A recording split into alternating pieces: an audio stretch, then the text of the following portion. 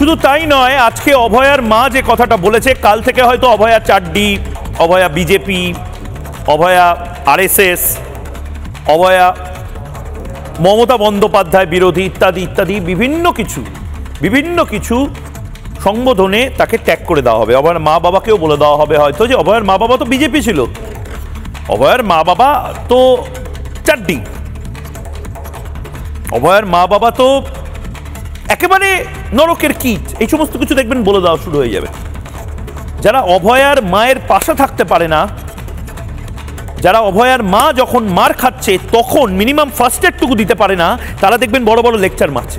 অভয়ার মা আজকে সংবাদ মাধ্যমের সামনে নবান্ন অভিযানে গিয়ে নির্দিষ্টভাবে মমতা বন্দ্যোপাধ্যায়ের বিরুদ্ধে বলেছে মমতা বন্দ্যোপাধ্যায় 1 বছর আগে তার মেয়েকে মেরে ফেলেছে, 2025 সালে একই দিনে তাকে মেরে ফেলার কথা বলেছে। তারা হলো আমাদেরও হয়তো মেরে ফেলতে চায়, তাহলে আর বিচার চাওয়ার কেউ থাকবে না।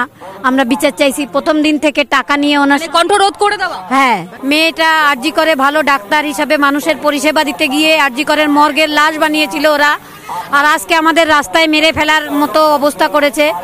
আমাদের থামানো যাবে না, আমরা বিচার নিয়েই ছাড়বো। বিচারের অপেক্ষায় আমরা জীবন্ত লাশ হয়েই বেঁচে আছি।